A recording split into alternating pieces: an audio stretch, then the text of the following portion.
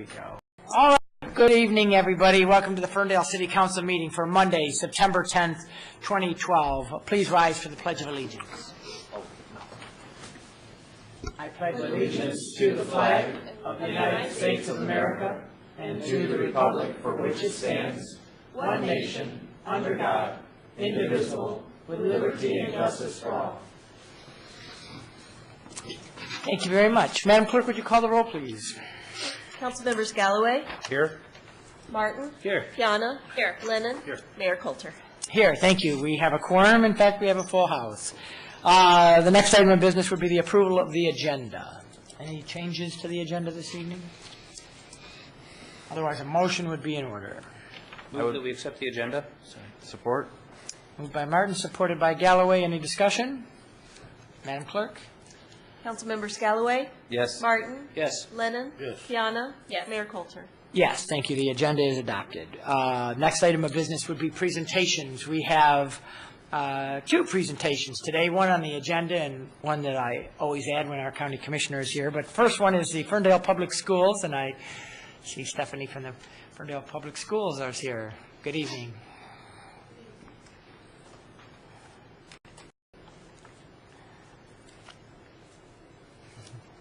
Nice to see you. How are you? Good. Good. I'm going School to has started, I hear. Yes. Yes. We are in our Unlike second Chicago. week. Pardon me? Unlike Chicago. Yes. So we spent our summer getting ready for school to start. So we're happy that they're back and everything's rolling. We had a great first week of school.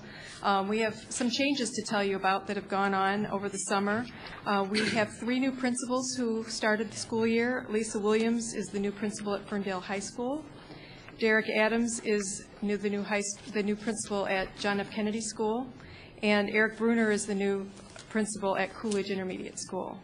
Over the summer, we made some transformations to our alternative education program that used to be housed at Taft, and we also had a site in Southfield. The site in Southfield Crossroads is closed. We have completely changed how we're delivering the services. Our adults are now located at Jefferson Center, so anyone over 20 is together, and it has an adult atmosphere, and I think everyone's really enjoying that change. And the students who are between ages of 16 and 19 at the alternative ed are now going to the Digital Learning Center. The program academically is now a blended learning where they are partly online and do their lessons online. They were custom designed modules. We didn't purchase a program, which makes us unique.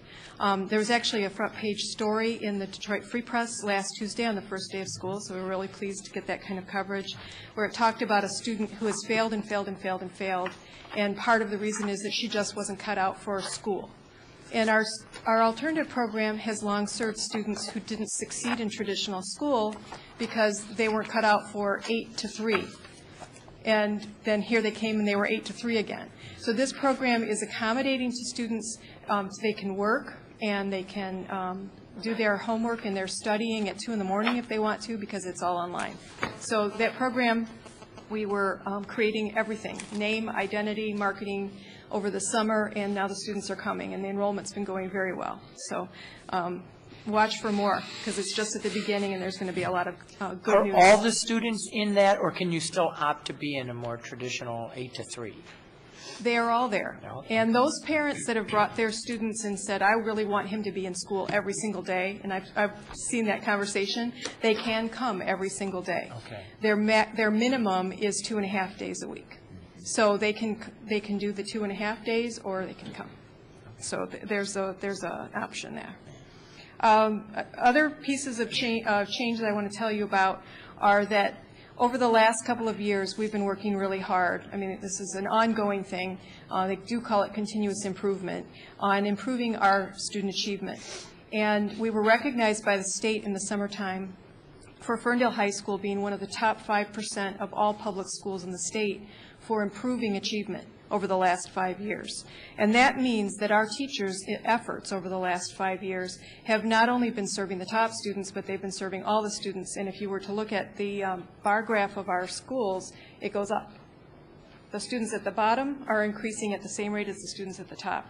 Other districts kind of zigzag, and others, so it's a really, really good honor for our Ferndale High School teachers and our students on their achievement. But we're not going to stop with that. We know that we have a long way to go across the district. So this summer, we implemented a program that's called School Improvement Mondays, where every Monday, this was the first one, the students will be released an hour early so that teachers can work together on a very prescribed program called Data Teams, where they look at student data. They will know every single student's achievement level, and they will be able to look at what they can do. If that student didn't get a certain kind of math problem, they will have strategies in place. They don't have to make it up. It's all built together, and they'll be working together at every grade level throughout the school year on that. So it's a very, very structured program that is designed to continue to improve our student achievement. So there's a lot of change going on. It's exciting. Great, great. Any questions of Stephanie while we have her? Well, good luck on a successful school year. Appreciate you coming and sharing all that. Thank you. Good to see you. Good to see you. Our next presentation is our county commissioner. Craig Covey is here, and he's got some stuff going on as well, don't you? Thanks, Mayor Coulter. Greetings to the council and the staff. Good to see you all. This is, I think, my first visit to the Ferndale City Council since the primary election. So I did want to make sure people knew I was still alive and well and kicking. I think most people know, but in case anyone doesn't, I was not successful in winning that primary. So while I won't be your county commissioner next year in 2013, I still will serve the city through December 31st, and hence I have a few announcements. But I did want to thank all the folks in Ferndale and indeed across the district. It was pretty close, but particularly in Ferndale, did very, very well. I also want to thank the volunteers who worked the election.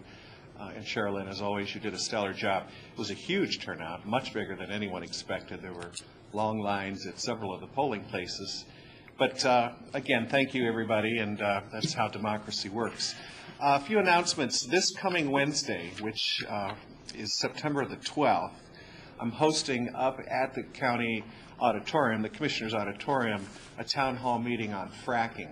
I'm doing this in conjunction with Jim Nash, who's the county commissioner from Farmington Hills, and he and I have put together a pretty neat program to discuss fracking. It's an open meeting, free. Anyone can come who's concerned about the issue.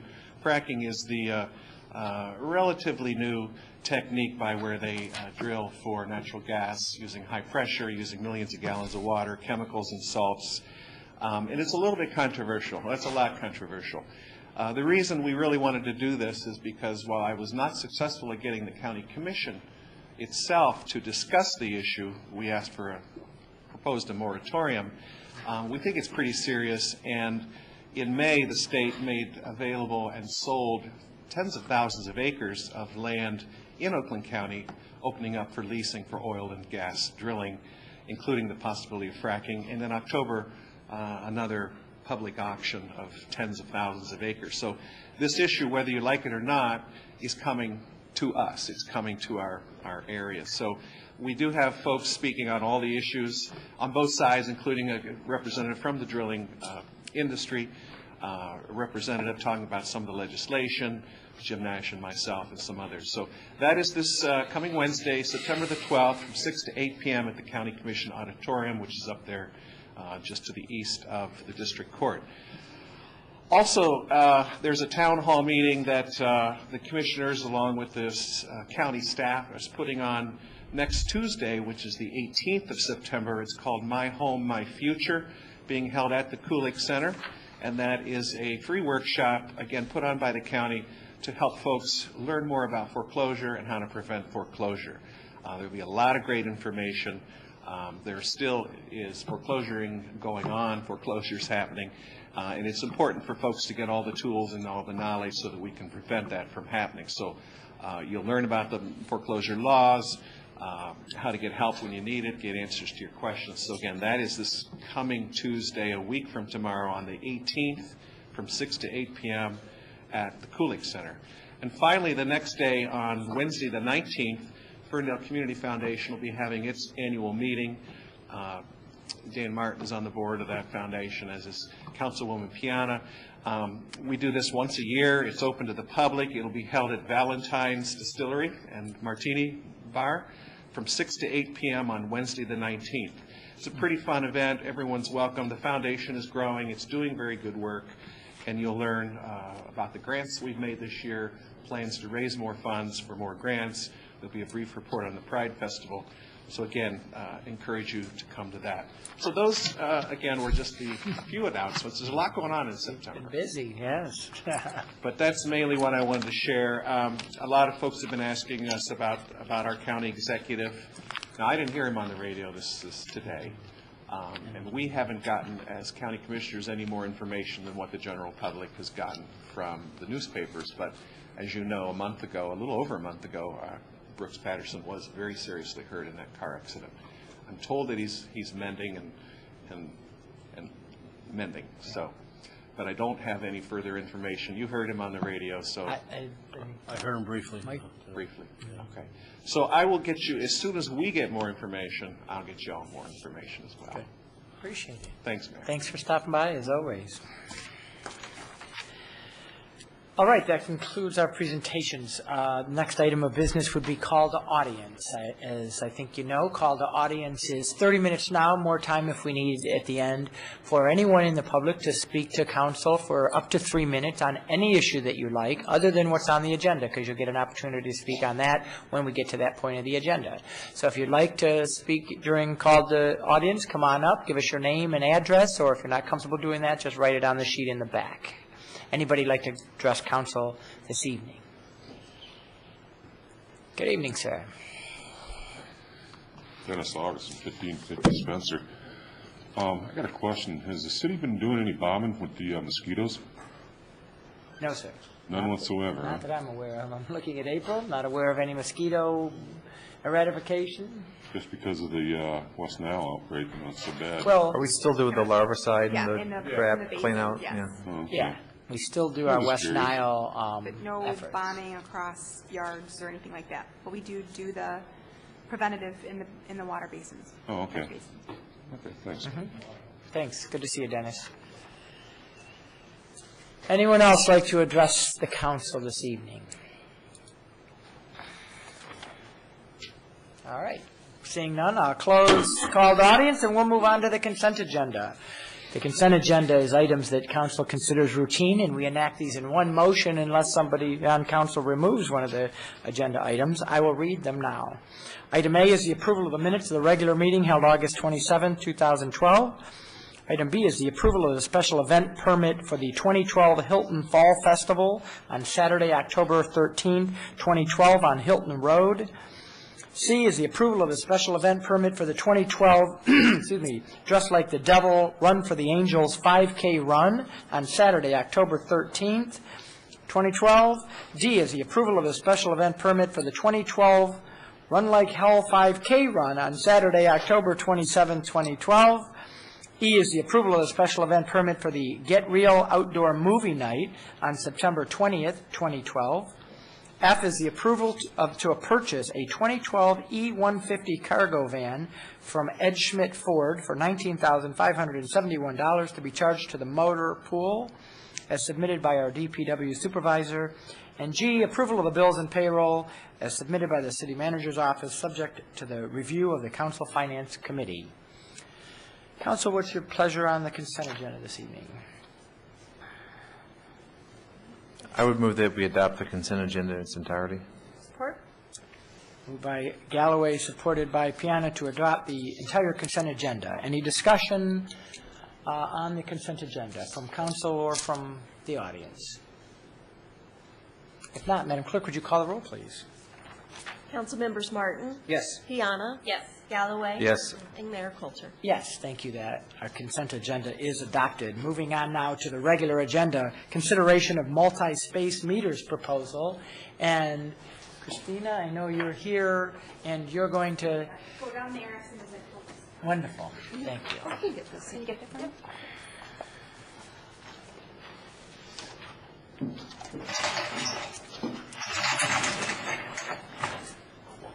Yeah.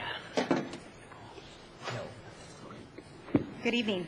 Good This evening. is going to be a tag team between myself, Annika Norris from Rich & Associates, and Christina from the DDA as we go through this opportunity to talk about multi-space meters. We're very, very excited about this part of our parking plan.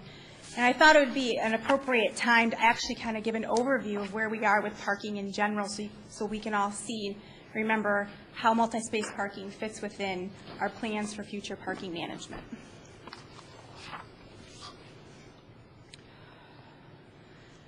Over the last year, in fact, actually over the last couple of years, Council has heard several reports on parking. Many discussions revolved around parking meters, revenue, how we're going to manage the system, as well as the continued discussion on how we're addressing the demands that we have on our parking, in particular in the downtown DDA district. I wanted to give a little update on the progress that we've made to date. We've been meeting as a team for almost a year now, I think in November, actually probably before that, October. The team consists of myself, Derek Delacourt, Christina, the Chief of Police, Tim Collins, the new Director of DPW, our interim, Lloyd, however, he hasn't been in a meeting yet, so he'll get into that in the next month, but he's already on the list. Dan Martin has joined as well. And did I miss anybody on that list? So we meet on a regular basis, and what we do is we talk about parking and we implement the goals and objectives of that particular area, as well as take into consideration that the DDA has a parking committee as well, and we take from them some of their goals and objectives and move it forward into measurable goals that we have for parking. So one of the things that we've done, there's quite a list actually. One of the key things is the parking meters and addressing how we're using that. We're going to talk again about that tonight when we get into the multi-space meters. But one of the things that we did already to start looking at more convenience and different ways of paying is Park Mobile. That's been almost a year since it's been implemented. With that, we'll talk a little bit further when we get into multi-space meters of how that fits with that as well. So that's one of the key things that we've done in the last year. Another area is that we continue to, as I said before, work together with the DDA to make sure that we have the tools and that we're doing what we can with the tools we have to manage our parking. As we all know, many communities say they have a parking issue, and many communities don't necessarily have that issue, but we, in fact, do have a demand for parking, which we're very fortunate for, but we need to continue to address that. One of the things that came about was the frustration in some of the residential areas surrounding the downtown. So one of the things that we implemented was a pilot project called the Residential Parking Program, or what we refer to as RPZ, Residential Parking Zone, which allows a very specific neighborhood to park in front of their home with a sticker that allows them to ignore basically the 2-hour parking. Everybody else is required to follow the 2-hour limit unless you have that permit. So right now we are re-looking at this, making sure that it's worked well. We're going to be re-looking at it in October. We wanted to make sure we got through not only the summer, but actually our bigger festivals happen with the Dream Cruise. They happen in August, and then again we have the DIY this weekend. So we wanted to kind of get through that whole cycle before we start to make a determination on what adjustments we need to make, if any, and if we want to move forward, not only continue it in this particular area, but look at expanding that to some other surrounding neighborhoods as well. So, so far, I think we've been pleased with the progress with that, and we hope that when we revisit this in October that we can deem that a success. We just most recently, I believe at the last meeting or the meeting prior to that, looked at quite a few other options. We're trying to find a parking spot wherever we can. And so right now the city currently owns the American Legion parking lot, and council approved us getting that striped and signed to allow for free parking. That was 18 more spaces. I know that doesn't sound like a lot, but it is. And because it's so far out, we decided to make it free to encourage people to park there. So that has been signed and striped and is now ready for use, and we're working on, I know that the DDA already put out some information on that. We're going to continue with that media blitz to make sure that people are aware that that parking is available. Another thing that the parking committee has done in the last year has resurfaced 4 lots. They were becoming unsafe. They were in considered poor condition. And so we felt that it was important to ensure that we continue to maintain these lots and for maximum parking as well as for safety. There's a lot of we're starting to get potholes and things of that nature, so it was important that we address that. So with that, then, we started moving into some more of the bigger parts of some of the parking goals that we have, one of them being the multi-space meters, which is the majority of which the rest of this presentation will be. Back in February, we requested technical support. Because this is such a large process and such a huge project, it had to be very methodical. It had to have there's so many layers and so many pieces of this that we needed to get some technical support to ensure that we wrote an RFP that had specifications that met the needs of our particular community. And so with that, council approved Rich and Associates to help us create this bid packet, if you will, to move forward with the multi-space meters. And then with that, tonight, we're actually asking council to approve a particular company that we'll get into for the starting of the multi-space meter project, where we'll actually start the implementation, which we are incredibly excited about. So with that, then, what are the next things that we're going to see happen with the parking committee? The first huge, this is going to take up probably the next 4 to 5 months, if not a little bit more, the implementation of the multi-space meters. We need at the same time, though, to review and refine the residential parking program. We also still need to look and address employee parking within the downtown. It still seems to be a common frustration. With the multi-space meters, we'll be able to take a look at our fee and revenue management and how we use the system to help with the whole parking demand, which moves right into addressing that parking demand, continually looking at land use issues, needs and gaps, and coming up with some kind of plan of how we're going to address our continued need for parking, whether that be a deck, more lots, different strategies, whatever that might be. We need to continue to have that discussion. As always, evaluating our enforcement needs at the same time. Are they working at the right time? Again, especially with the multi-space meters, there's a lot of room for different ways that we can code or price out different parking lots. So we'll need to take a look at enforcement and making sure that that meets that need. And then, of course, when it's all said and done, eventually we need to figure out how we're going to manage the system. Because once it becomes a system, it becomes its own animal, if you will, our own department. And we need to get to the point where we have somebody very much focused on parking. So we still have a lot to do, but I think we've accomplished quite a bit in this last year. We actually met with council in November of 2011 to outline some of our goals and objectives as it relates to the parking committee. Is there any further questions as it relates to the parking committee in general before we start moving into the meat of this presentation on multi-space meters? I appreciate the overview. Thank you. You're welcome. All right, with that, again, as I stated previously, on February 13th, council approved a contract with Rich Associates to help us write the RFP, which has been incredibly helpful. I think we can all agree within the DDA and staff that we were very appreciative. Rich Associates reviewed our project and offered recommendations on bid specifications that met the needs of our particular community. There's so many different variations, and they were able to really look at what was going to work best for us to write those specifications to meet those needs, as well as looking at locations. So why are we so excited about multi-space meters? There are so many reasons, but one of quite a few key ones here are, first and foremost, it allows convenience for residents and visitors. You will now be able to use your credit card. It doesn't have to be on your smartphone, your actual credit card, paper money, coins. It takes everything except for pennies. And I will say that out of the complaints that I get on parking, the most that actually hit my desk are, we need more than just to be able to use quarters. So this is a huge stride in that particular instance. And credit cards. Yes, credit cards, paper. It's going to be an incredible convenience for our visitors and our residents.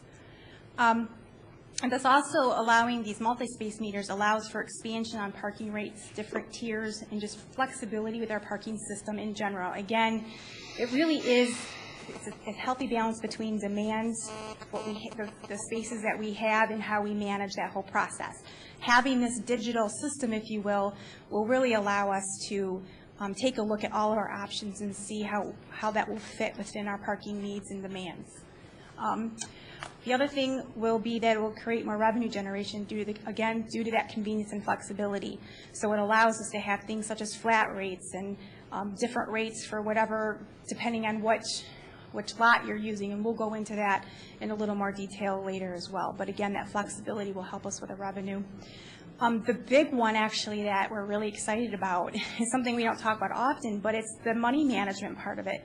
So we're going to be moving from, I think it's 900 meters in parking lots to 12 multi-space meters. So not only will that be safer for our employees who are taking the money, it's in actually a safer environment, in a more of a case, if you will, rather than Roger right now goes meter to meter to meter to meter, dumping the change. So I think, Annika, when we talk a little bit more about the meters themselves, we'll talk a little bit about the more of the safety valve that's involved in this particular meter.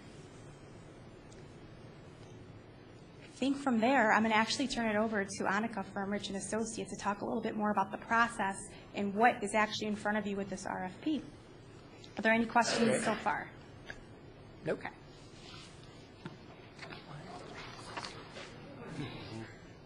Oh, are you doing it?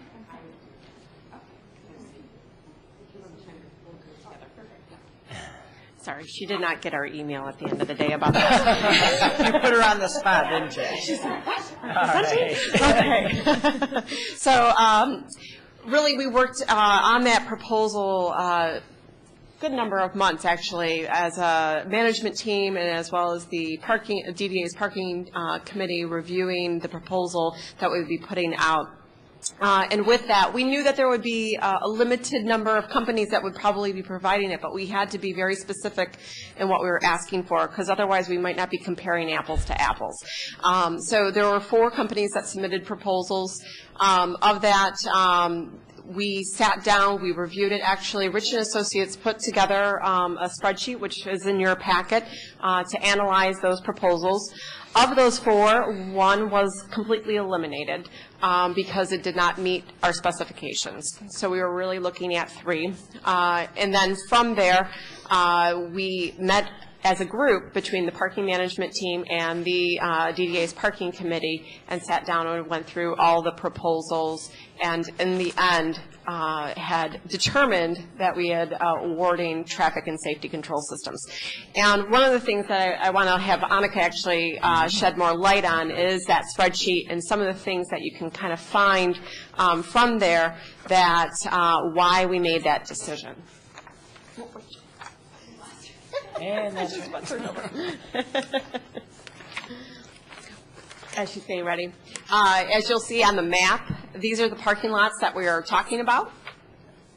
And in there, you'll also note in the proposal that there will include a few on-street parking spaces as well. It's where on-street parking abuts some of the parking lots, including West Troy's big lot, which is number 9 right here. So there's some on-street that will be included in the units. There'll be 2 units in that parking lot. And then the Planavon parking lot, there'll be 1 unit, but where we're positioning it on the outside of the fence, which would actually allows us to then capture the on-street spaces on the south side of 9 Mile. And then, I'm sorry, I'm like getting lost. Withington. Withington, there is a long row of on-street parking spaces behind the parking lot, the large parking lot. And we are locating 4 different units, 1 in that corner, which will cover these parking spaces in that back lot. Yes, exactly. It's just on the outside of that wall area. And then, as well as then 3 other units that can cover the overall spacing of that parking lot. So in there, in your plan, there are space or parking lot by parking lot aerials in the placements of those units. So you can see it in more detail. So I don't know if there was anything else that's unique that you wanted to say about this. There's also 2. There's also going to be 2 enclosures. This is laser. There'll be an enclosure at the Troy Street lot, not at the corner here, but on the inside. And then there will also be another enclosure near the walkway that connects to 9 Mile. They're not really just to protect the meter. What they'll be used for, we can put additional information about the downtown, maps that tell you what shops are in the downtown, different things like that. So do you, when by an enclosure, do you mean like a bus stop sort of looking? Kind of, but thing? smaller. Yeah. The drawing for that is in your packet as well. That's what that was. Okay. But it just gives the opportunity to put a nice big sign that shows where to pay, and then it'll give areas to, a place to market different things that are happening in the downtown as well.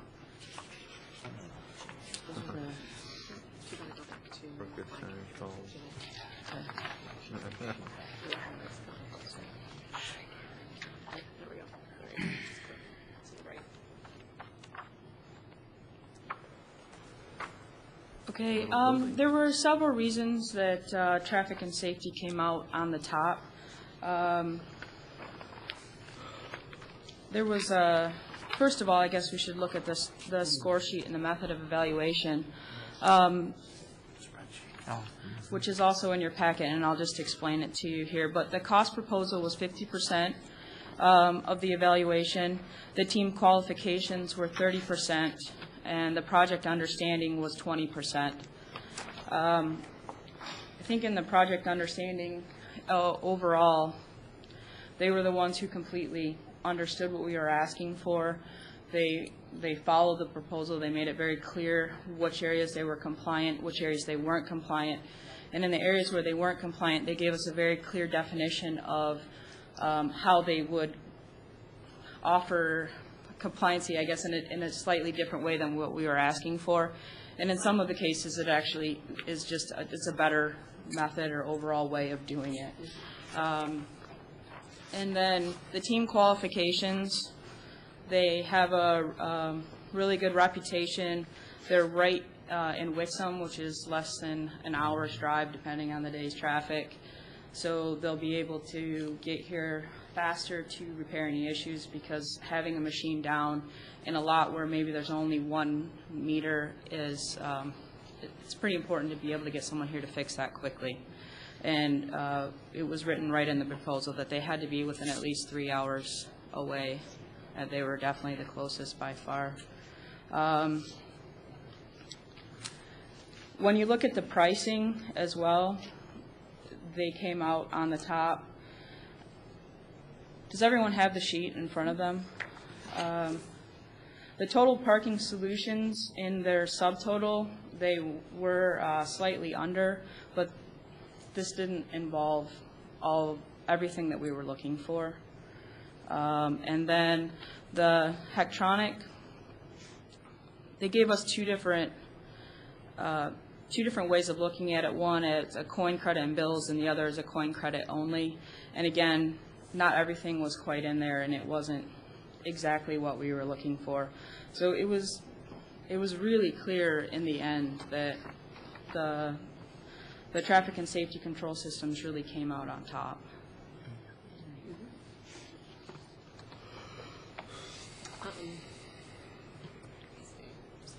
Oh, yeah. In terms of the software system that will be as part of this unit, and it will allow us actually to be very mobile in terms of managing the system.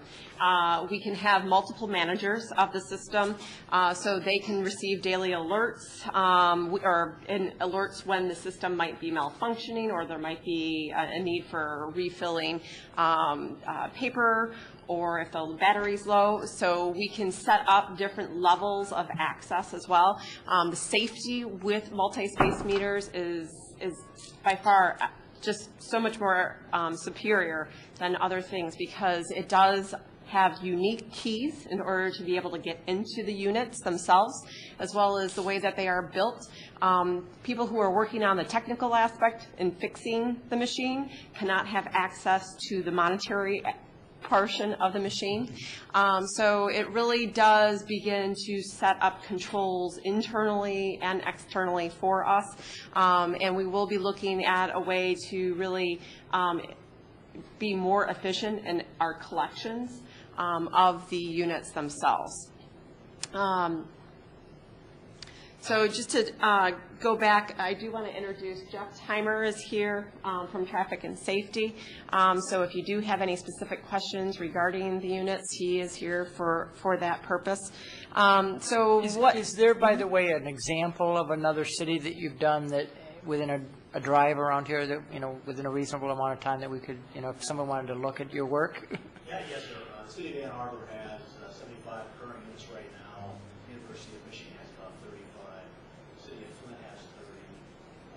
asking us, and St. Lacy to put 8 in right now underneath the street in Washington Boulevard area. Oh, great. So there's quite a few within an hour's drive.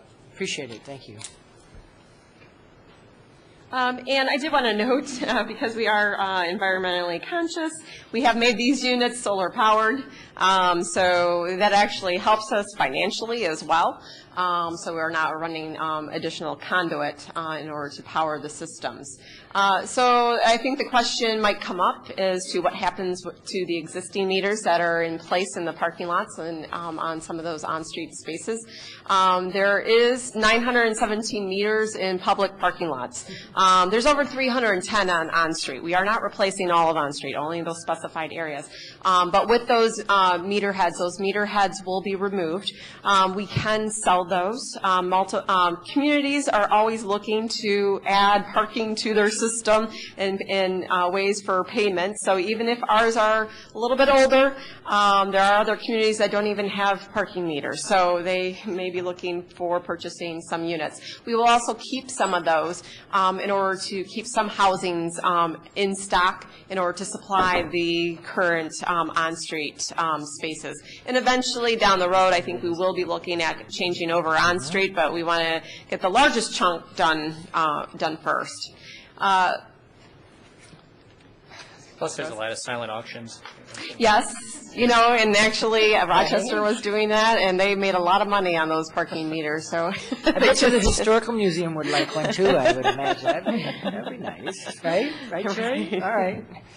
So, and one other note is that as we do new improvements to streetscapes, that we will be looking at ways and reviewing whether or not we will install multi-space meters, and that as part of this proposal, they did submit a option to purchase additional units down the road, so at a set rate. So that is a nice thing to have in there, and I think we will be doing some more, obviously, in the near future. Other questions that you might receive is regarding Park Mobile. Is it going away? No, it's still there. It's going to be part of the system. It will actually be better integrated. And with traffic and safety, they're able to actually make that integration happen. So a great partner in that respect. This will actually allow you to then either use the Park Mobile app, pay for your parking, or you can go up to the pay station and just use your credit card that way, or any type of monetary denomination that you have, which is very convenient.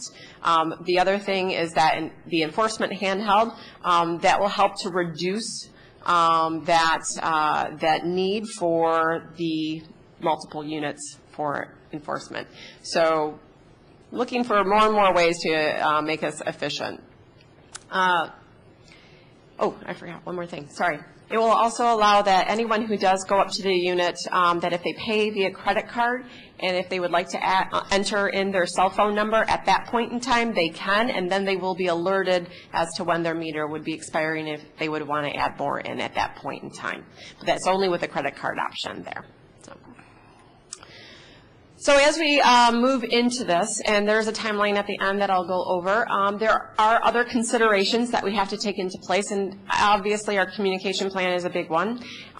There are a couple things that we will have to decide on before we actually do the physical launch, but those items do include our parking passes and the parking pass rates, potentially, or where are we going to do some changes within the parking lots themselves.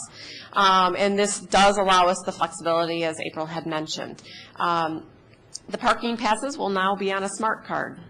So we will have to discuss how we manage that and how we load those smart cards and how much do we load at one time and those type of things. So there's technical things that have to be flushed out at this point with the management team. Meter rates and hours is another. And since we have the flexibility, we can discuss all the variations that will work best for our downtown, as well as renaming the lots. We have a lot of confusion. Where's the Schnell-Kara lot? What? So we are looking at ways to really help to ease convenience in multiple ways with finding a lot, knowing what that lot is really called, named, and then being able to find it later when you go to find your car. And then I think finally, really with a communication plan, we have to determine who is the communication manager in this respect. There's a lot to do, and I'm going to go into a little bit, so it's just a little bit of food for thought at this point. But our key audiences are consumers, our downtown residents, and businesses and employees, but also the pass holders themselves. That might be a separate communication, special events and special event organizers and working with them. And last but not least, really our city employees and our departments and how we actually work and train each other as to what is available within the system. So there will be a two-phased approach to communication. We'll have our construction and installation phase, as well as then our user-friendly phase, which is really how do you use it once you're out there in the system. There are options that we can take. There are other communities that have done a 2-week grace period on giving out tickets in order to allow consumers a little bit of flexibility. There are also other communities that have done ambassadors in parking lots to help and assist people. So those are all things that we can kind of discuss and determine whether or not it fits our community. The next is really the materials and marketing that is needed. As you look at the overall system for the downtown, there is definitely a need for more communication for everyone on every level. That can include parking brochures and updated maps, direct mailings to businesses and residents in the downtown area, because there are residents that will be impacted by this as well. Employee check stuffers might be a great idea, both here at the city, but also in the other businesses downtown as well. Posters and postcards, you know, your web and social aspects, as well as wayfinding signage. Updating our wayfinding signs to correlate with where the parking is and where they can find ease of access, as well as parking lot signs in that. And last but not least really is training for staff and departments and notifying media and really getting the word out there. So in terms of implementation, as we award this contract, we'll be working very quickly over the next couple of weeks to start to put the order of equipment together and these signage needs together. But with some of the big ones is that you'll start looking at is September 24th, forming and pouring pads, and installation of equipment and signage will begin October 29th. So our completion date would be by the end of November, which is great timing for the holidays. And there'll be a lot more people down here, so we want to make sure that it's up and running well. But we need to do this before weather turns, and I think Fire Chief told me that the farmers up north were saying it's going to be a rough winter this year. So better to get it now than hopefully April. But that is why we are here today, to really make sure that we get this in and get this in before the winter actually comes. It allows us to really grow our system quickly over the next few months. That is it. Yep. Great. Excellent, thank you. That was a lot of information, and we got a lot of information in our packets as well. Are there questions of council, comments? I have some questions about annual cost. I know that part of the revenue is sort of, we're not sure what type of revenue we're going to generate because they haven't been installed, but some of my questions were about annual costs that with operating systems and software upgrades, and do we need to do software upgrades every year? Because I read in the warranty that we only get covered for 1 year, and so our software upgrades something that we need to project in for annual projections. Okay. All right. Yes. We're clarifying these things. In terms of the software, the software is at Vancouver. So it is not housed here. It's not something we have to update. That is something that is part of the service that is provided. You do have 1-year warranty that is part of the proposal. So in essence, it's free, but it's really part of the proposal. And then you have the option for service and maintenance agreements. And those service and maintenance agreements, did everyone receive those at the table, or no? No. Everyone from earlier today? I don't believe so. Believe so. Okay. No, I didn't. Okay. So typically, service contract is about $20,000 a year for service and maintenance. Okay. And I assume that's almost not optional? Well, you're going to have some sort of service and maintenance regardless. Part of it is parts, though. So you're looking at preventative maintenance and emergency rolled into that as well. So, and I think Jeff could probably explain that a little bit further for you. It is a little bit confusing when you're looking at all the numbers. And what is the maintenance cost on our current system? Maintenance costs on our current system? Wow. Well, there is no software involved. Yeah, there isn't software, but it's really the parts and the labor for fixing them when they break down every single time. So you have less number of units that you have to fix. You have 19 units as opposed to 966. I guess my assumption would be that it would be similar. Yes. I think we budget about $50,000 a year for general maintenance of the meters, if I'm not mistaken, 50 or 55,000. Okay. And so on a continuing basis, the warranty would allow us to cap our costs and predict and control. 20,000 is going to be our maintenance. It's going to be going as opposed to 50,000. 50,000 that could be 50 or could be 39, but we'll, yeah. Don't forget, we still have the 300 on-street meters too, so we don't want Right. to Okay. have false expectations on that. The only area that is not. Come on up so that if you're not mic'd, then the folks at home can't hear you, so. The only area that would not be covered under this would be PCI compliancy. If the credit card industry changes the compliancy issue for their credit cards, right now you're covered for the next 2 years, 100% on the contract. But if the credit card industry changes something and makes us do another encryption, software rewrite or something like that for credit cards, there would be a fee for that. And it's listed in the contract I gave you in the addendum. I think it's on an annual basis of like $2,300, and then that way traffic and safety would cover all costs as part of that. So it would be about $24,000 a year total, 100% labor, service, parts, software, everything covered on those 19 meters for the next 5 years.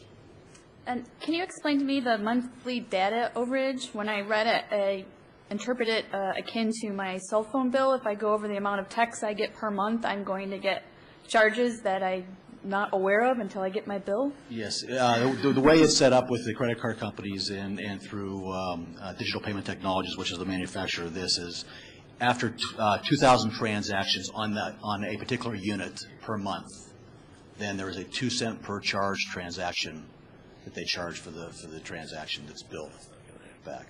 Okay. So it'd be 2,000 transactions. That's quite a few transactions, actually. That's per unit, not in total. That's per machine. So it'd be 2,000 times if you had 19 if you're using all of them. Make one more note, because actually Annika and I discussed that.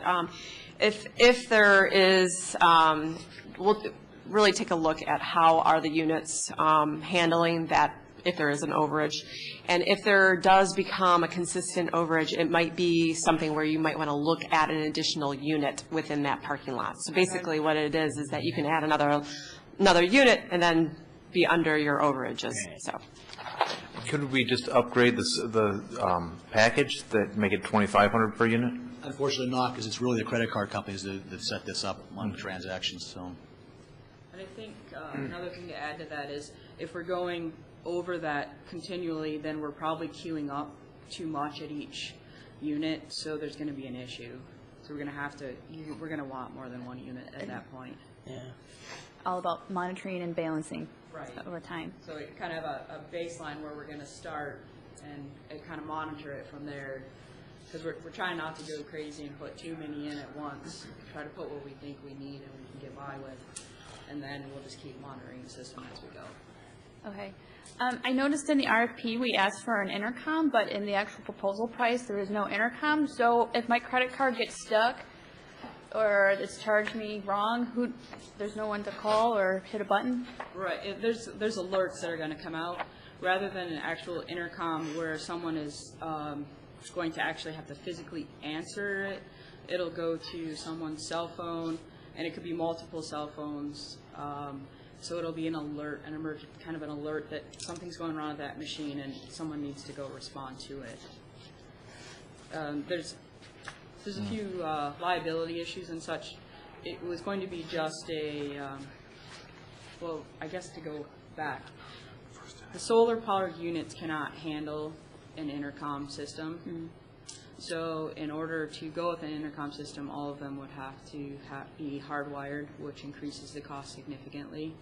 And the alerts can take place of the intercom, to simplify it.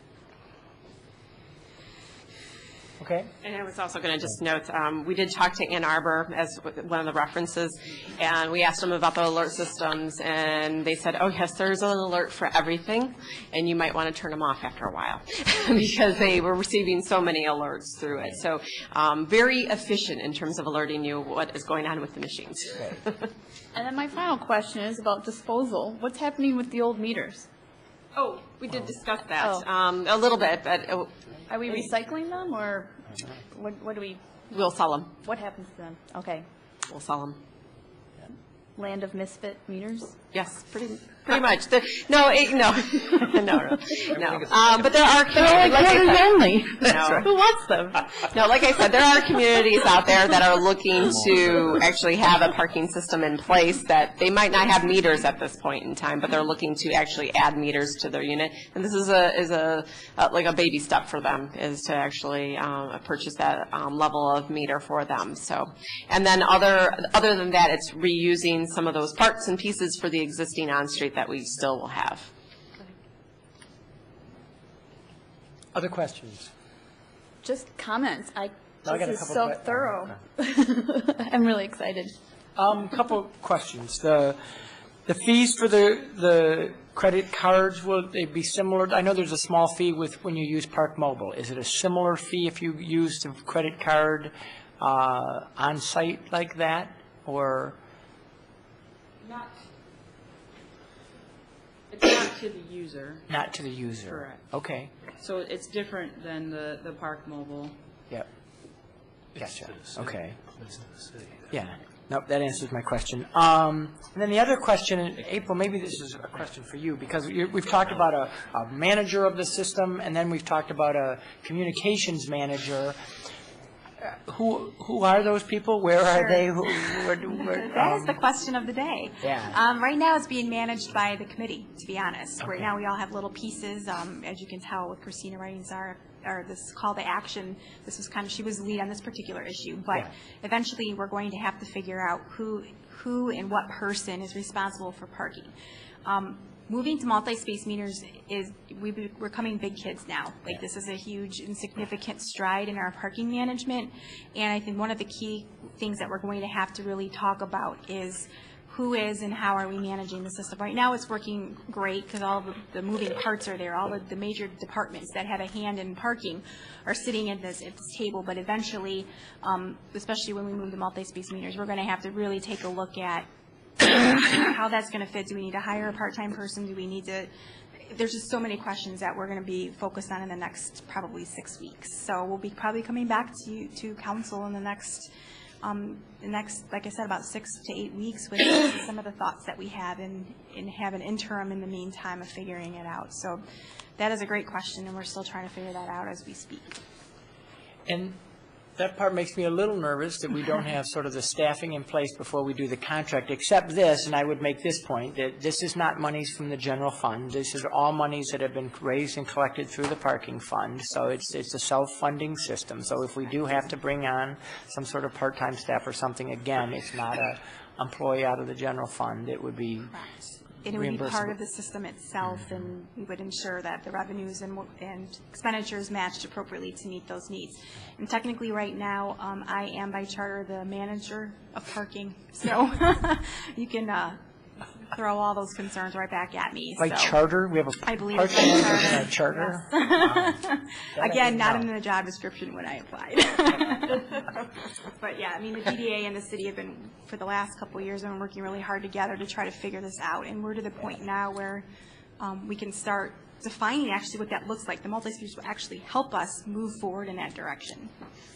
Yeah, that's my last comment is I want to just thank all the people that have worked on this committee for a long time. I want to thank the DDA Parking Committee and the staff here, and I know Dan's jumped on that group, and thank you all for your work, and we will not make you be the parking managers forever. That would not be a good use of your time. So, anyone else? I had one final question that I forgot off my list. Can you talk about, is there any cost to the court? Because they're mentioned we might need to change the court's tools and how they collect fees for parking tickets? Right now, the state is requiring that the way that they gather their data, and Chief, you can jump in anytime, that it has to be automatically downloaded. So whatever we do, it has to be able to take that data and download it to the court system, which is another great reason that the company we're selecting is in Michigan, because we're not going to be the only cities in Michigan with that particular issue. So I think that they are looking at changing tools anyway, if I'm not mistaken. Do you have any? Their current situation is that Their software is not in compliance at the court with the state court administrator's requirements of how that information is downloaded to the state system. So this is our first and best. Even this particular vendor will be our best effort because it is a Michigan-based company, and everybody in the state has to be able to download this information to the state in the same way. So this does not correct that problem, but it is our best effort to get to that end. And we have consulted with the court over this, and they've been part of the last meeting, and they are now part of the committee as well. So they'll be addressing that, and we will come to a solution before this is over. But we're not quite there yet. Why is the state collecting a local parking ticket? It's just the data. It's just the data? Okay. Take a hold of it. All right. Just a point of clarification. Yeah. Tonight we're asking that you, if you're so inclined, to approve this contract. And we were still kind of going back and forth this afternoon. We'll bring back to you on the 24th the terms of the maintenance agreement and as we figure out and finish our conversation on the warranty and all that. So we'll have that for you. But tonight, if council's interested, we'd like approval of the contract. And again, we'll bring back the maintenance agreement on the 24th. When you bring back the maintenance agreement, is it possible you can put another sort of communications timeline in there? So the timeline that was in the contract is about installation? Sure. But it doesn't say when you're going to start dropping? Sure, we can do that. The communications and messaging and all those other things leading up to Thanksgiving. Will do. Because that's a big change in behavior for everybody.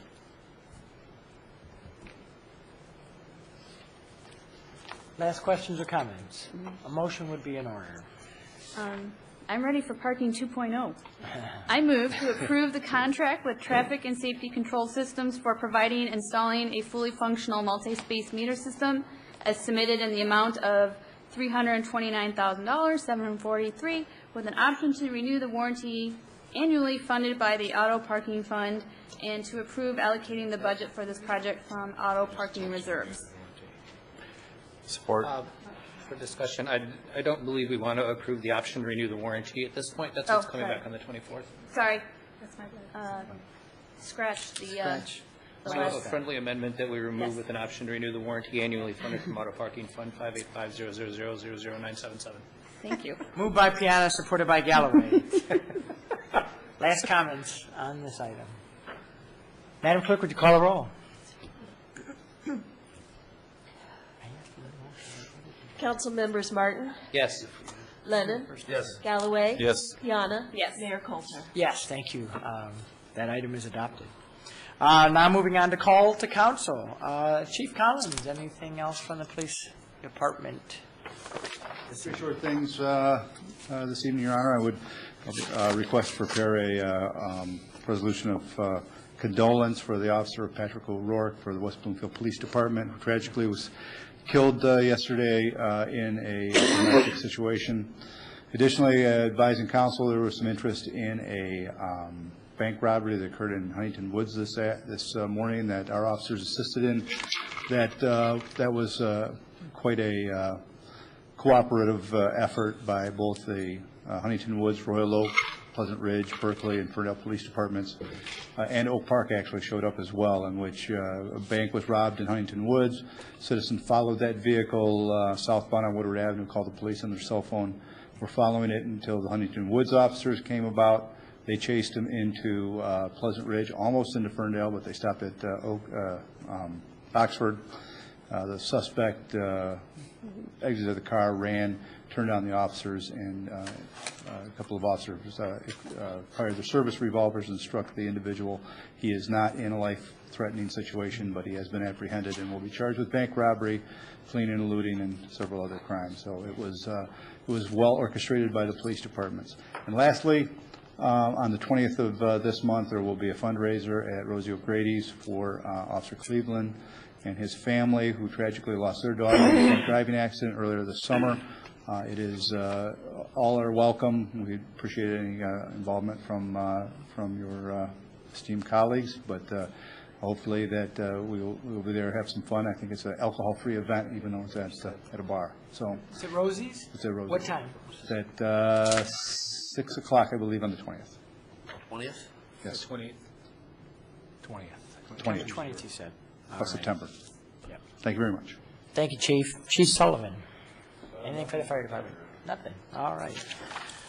Jill, yeah, there she is, way in the back. Anything from Recreation? Nothing today. All right. Derek Delacorte, anything from, all right, very good. I think that's all right. How about Sherilyn? Anything from the city clerk's office? Just want to let you know that on Thursday I had a great orientation meeting with the Hazel Park and Ferndale School District candidates.